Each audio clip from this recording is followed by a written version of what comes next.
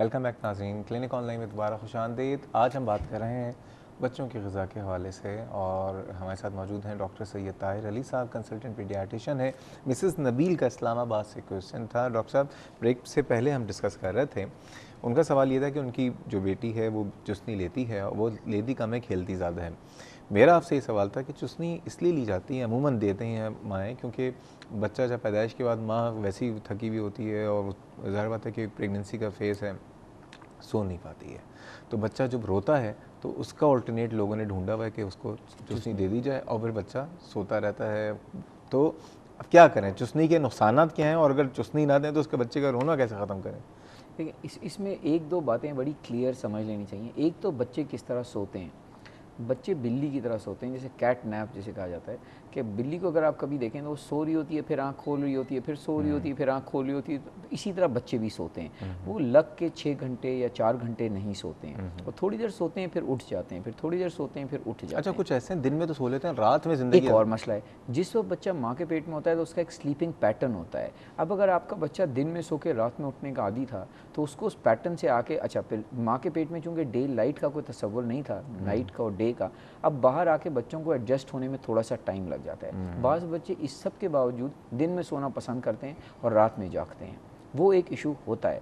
उसमें breast feeding माओं को जो छुट्टी पर हों, घर में काम ना कर रही हों, मेरा मशवरा ये होता है कि आप उस वक्त सोइए जिस वक्त आपका बच्चा सो रहा है। इसलिए कि मैं बच्चे को तो ये नहीं कह सकता कि तुम उस वक्त सो जिस वक्त रात हो जाए, तो मैं माँ से ही कह सकता हूँ बेचारी से कि भाई जिस वक्त आपका बच्चा सो रहा है उस वक्त आप आराम करें। ये कहना आपके लिए आसान है लेकिन करना मुश्किल है, लेकिन ऐसा practical at the end of the day जो माँ, अब अगर माँ सारी रात ब्रेस्ट फीडिंग कर रही है तो फिर उसे दिन में सोना पड़ता है। तो फिर घर वालों को थोड़ा सा उसको लीवे वहाँ देना चाहिए कि ये ब्रेस्ट फीड कर रही है, अब अगर इसका बच्चा सो रहा है तो इसको हम रेस्ट का पीरियड दें। इसमें जो फैमिली है, जो भी इन लॉज हैं या आउट लॉज हैं, उनका रोल जो है वो बड़ा इम्पोर्टेंट हो जाता है कि ज़रा सा उसको समझें कि ये औरत एक एक्स्ट्रा काम कर रही है तो हमें इसके लिए कि इसे एक्स्ट्रा टाइम देना चाहिए। फिर बच्चे के रोने पर वापस आता हूँ। जब बच्चा रोता है तो हर दफ़ा बच्चा ना भूख से रोता है ना तकलीफ़ से रोता है। बच्चे पास दफ़ा वैसे भी थोड़ा सा रोते हैं, वो बोल नहीं सकते तो थोड़ा बहुत रो लेते हैं, तो उससे खौफ ज़्यादा नहीं होना चाहिए। फिर रात को उठने का जहाँ तक सवाल है तो एक स्टडी की गई थी जिसमें उन्होंने देखा था कि बच्चे रात में कितनी दफ़ा उठते हैं। तो एक से 2 साल की उम्र के बच्चे को देखा गया था कि वो रात में न्यूमरस टाइम, उसने लफ्ज़ इस्तेमाल किया था, दे वेक अप न्यूमरस टाइम। इसीलिए जब वो किसी नई जगह जाते हैं तो रोने लगते हैं, अपने घर में नहीं रोते हैं। अपने घर में होता ये है कि जब वो सो के उठते हैं तो अपना इन्वायरमेंट देखते हैं जिससे वो कंफर्टेबल होते हैं, वो थोड़ी देर खेल के सो जाते हैं। इसी तरह एक चुस्नी का मामला है कि चुस्नी से जैसे इन्होंने फरमाया कि उनका बच्चा उससे खेलता ज़्यादा है तो एक किस्म का टॉय होता है वो। लेकिन पाकिस्तान में चुस्नी का मसला ये है कि यहाँ पर हमारे यहाँ इस बात के बहुत शवाहिद मौजूद हैं कि चुस्नी से डायरिया का लिंक इनडायरेक्टली बहुत हाई है, इससे कि फिर उसकी सफाई का उस तरह से ख्याल नहीं रखा जा रहा। डॉक्टर साहब एक कॉल है, ठीक है, और उसके बाद ग़िज़ा पे आ जाते हैं। रिजवाना साहिबा हैं, बहुत काबिल एहतराम हमारी व्यूअर और कॉलर। अस्सलाम वालेकुम। वालेकुम सलाम डॉक्टर साहब, क्या हाल है? अल्हम्दुलिल्लाह खैरियत से हैं जी, मैं बेखैर से हूँ। अस्सलाम वालेकुम, डॉक्टर साहब को भी सलाम करूँगी जनाब। अच्छा, मेरा सवाल ये, मैं पहले एक बात बता दूँ कि जब प्रेगनेंसी का अमल शुरू होता है ना, तो मैं इस्लामी पॉइंट ऑफ व्यू से बता रही हूँ कि उसी वक्त से तरबियत का अमल शुरू हो जाता है बच्चे की ना। अच्छा, और दूसरे ये कि जो बच्चे नॉर्मल होते हैं वो आजकल पैम्पर की आधी तनख्वाह तो पैम्पर में चली जाती है ना, तो इसका बताइएगा उसको डायपर कर दें, क्योंकि पैम्पर तो एक ब्रांड है, बहुत सारे मुख्तलिफ डायपर्स वही जो भी है ना वो उसका। और दूसरे ये मतलब बच्चे जब वो उसको प्रैक्टिस उसके कितने, मतलब वो जब बच्चा कितने टाइम में उसको मतलब बता देना चाहिए कि उसकी ट्रेनिंग कितनी हो कि वो कितने टाइम में बता सकता है कि पॉटी को बता सकता है, ठीक है। और एक दूसरा सवाल ये करना है कि आप जब फीड की बात कर रहे हैं ना, तो ये बच्चों जब माएँ फीड कराती हैं तो उनके घर वालों का बड़ा मसला होता है ये कि ना, मतलब वो नहाए, अभी नहाई हो तो फीड मत कराओ, या अभी आपने छोले खाए तो बच्चों को फीड मत कराओ। दवाइयों का तो असर होता है, मुझे पता है दवाइयों का तो असर होता है कि बच्चे माँ की फीड पे पड़ता है, लेकिन खाने पीने का भी असर पड़ता है कि बच्चे के ऊपर कि वो मतलब माँ एहतियात करे खाने पीने में। Very good. चलें जी, और कोई सवाल?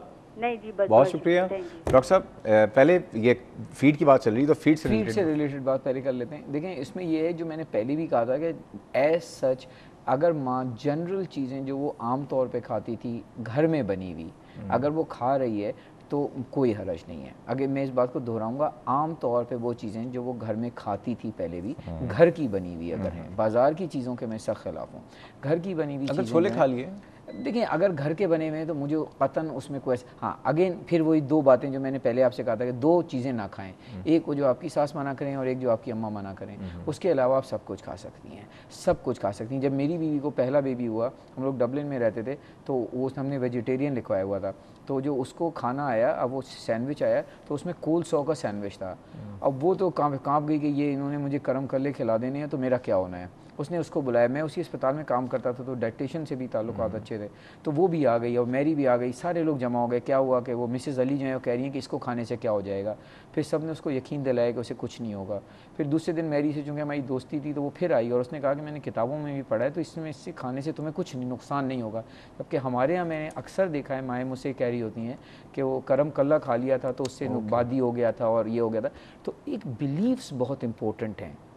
अगर आपके ख़ानदान में, आपके घर में बहुत स्ट्रॉन्ग कोई बिलीफ है तो मैं ये कहूँगा कि उसको रिस्पेक्ट कर दें। अच्छा, अननेसेसरी हाँ कोई वाइटल चीज़ है उसमें, अगर कोई ये कहता है कि माँ बिल्कुल गोश्त ना, बिल्कुल किसी किस्म का कोई गोश्त ना खाए, ये गलत है। लेकिन अगर वो कहते हैं गाय का गोश्त ना खाएं या गाय की पीठ का गोश्त ना खाएं या कमर का गोश्त ना खाएं, तो आप उसका अल्टरनेटिव एक समझदारी से ढूंढ के उस पर कर लें अमल। चलें, मिसेस माजिद हैं रावलपिंडी से। अस्सलाम वालेकुम मिसेस माजिद। वालेकुम सलाम। कैसी हैं आप, ठीक हैं? जी ठीक हूँ। मिसेस माजिद, एक सवाल मैं आपसे पूछना चाहूँगा इससे पहले कि आप मुझसे सवाल पूछें। अभी पता चला है कि रावलपिंडी में कोई जहाज़ गिरा है? मुझे नहीं आइडिया, अभी तो नहीं पता। अच्छा, मुझे अभी बताया गया है कि रावलपिंडी में शायद कोई ऐसा हादसा, ब्रेकिंग न्यूज़ अभी चल रही है कि रावलपिंडी में कोई जहाज़ गिरा है। चलें, एनीवेज अल्लाह ताला सबको हिफ्ज़-ओ-मान में रखे। जनाब, क्या सवाल है आपका? मेरा डॉक्टर साहब से एक सवाल है कि मैं अपनी बच्चियों को कुछ सालों से ना विटामिन के सिरप दे रही हूँ, ग्रोविट दे रही हूँ, ऑसोबॉन दे रही हूँ, क्योंकि मुझे ये था कि इनकी हाइट बढ़ जाए। डॉक्टर्स ने ही दिए हैं, तो मैं ये कंफर्म करना चाहती हूँ इसका कोई नुकसान तो नहीं? ठीक है जी, बहुत अच्छा सवाल। या आप छोड़ दूँ? बच्चों की उम्र कितनी है? एक की 12 साल और 11 साल। और क्यों देती हैं आप? हाइट बढ़ जाए? हाइट बढ़ जाए क्योंकि पहले ये बिल्कुल खाती नहीं थी ना। ठीक है, ये बिल्कुल आप सही कह रही हैं। अभी डिस्कस कर लेते हैं। खाना पीना शुरू किया है, सेहत बनी है इनकी। ठीक है जी, बहुत शुक्रिया डॉक्टर साहब। ये बताइए, ये बड़ा अच्छा सवाल आ गया बीच में कि ये तो 12 साल में दे रही है, मोहन पैदाइश से लोग विटामिन शुरू कर देते हैं, विटामिन के ड्रॉप। अच्छा, लोग के अलावा जो डॉक्टर्स भी हैं, जो स्पेशली फिजिशियंस या पीडियाट्रिशियंस हैं, वो साथ में दे देते हैं कि बच्चे की सेहत अच्छी हो जाएगी, ये ड्रॉप ले लें विटामिन का, ये सिरप ले लें। देखिए, विटामिन का जहाँ तक रोल है वो ये है कि माइक्रो न्यूट्रिएंट डिफिशिएंसी जो है विटामिन की और आयरन की, ये एक नोन फिनोमेना है। हमारे यहाँ आयरन डेफिशिएंसी का ये हाल है कि ये मैं टॉडलर्स की बात कर रहा हूँ, यानी कि 2 साल और उससे बड़े बच्चों का, इसमें 10 में से 7 बच्चे तकरीबन 67% टू बी प्रिसाइज जो हैं वो आयरन डेफिशिएंसी में हैं।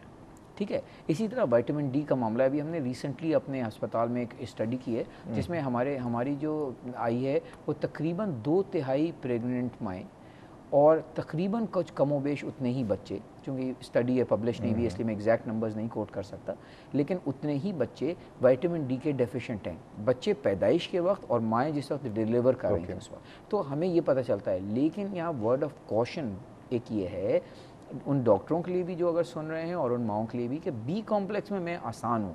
अगर आप बी कॉम्प्लेक्स दे देंगी तो उसका एक अजीब मामला है, ये ऐसा है कि एक तो वो वाटर सॉल्युबल विटामिन है, आपका जिस्म अगर आप ले लेंगी जितनी ज़रूरत होगी उतनी अब्जॉर्ब करेगा, अगर ज़रूरत नहीं होगी तो वो फ्लश आउट हो जाएगा, उसका ख़तरा कोई नहीं है। अगर ज़्यादा नहीं हो सकता आपके जिस्म में बी कॉम्प्लेक्स या सी जो कि वाटर सॉल्युबल विटामिन है।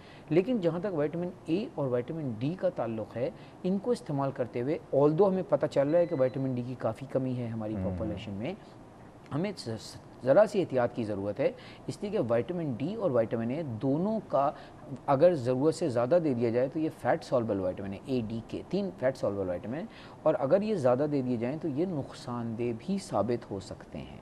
हाँ, अभी रिसेंटली यहाँ इस वक्त विटामिन डी के साथ यही हो रहा है कि हर आदमी चलते फिरते जो नज़र आ रहा है उसको विटामिन डी दे दे रहे हैं। हमारे यहाँ कमी है, लेकिन ये काम जो है एक मुस्तनद मालिज का है जो कि फिर उसके ऊपर एक ख़ास मिक़दार में दिया जाएगा, ख़ास ड्यूरेशन के लिए दिया जाएगा और फिर उसको उस पर निगाह रखी। अच्छा, नहीं, इसमें एक और बात ये कि मैं बच्चों पे आ रहा हूँ, इसी विटामिन रिलेटेड ये कहा जाता है कि भूख बढ़ाने के जो अच्छा भूख बढ़ाने की जो दवा है, भूख बढ़ाने की एक अद्विया जो कि कुछ मेरे ख्याल से कोई 20 साल पहले मार्केट आई थी, जो अब सारी दुनिया में हटा ली गई है, हमारे यहाँ चल रही है, हमारे यहाँ चल रही है, और मैं उसका नाम तो नहीं लूँगा, लेकिन उसको जो उसमें जो केमिकल प्रोडक्ट है उसे 5-HT रिसेप्टर एंटागोनिस्ट कहा जाता है, जो कि अधेड़ उम्र औरतों में मिग्रेन के दर्द को प्रोफाइलैक्सिस के लिए सिर्फ उसका इंडिकेशन है। अगर आप BNF या ब्रिटिश फार्माकोपिया तो बच्चों को दिया जाता है भूख बढ़ाने के लिए। हाँ, उसी पर आ रहा हूँ। ब्रिटिश BNF को अगर आप देखें तो उसमें जो उसका इंडिकेशन लिखा है वो दवा एक है, मुस्तनद दवा है,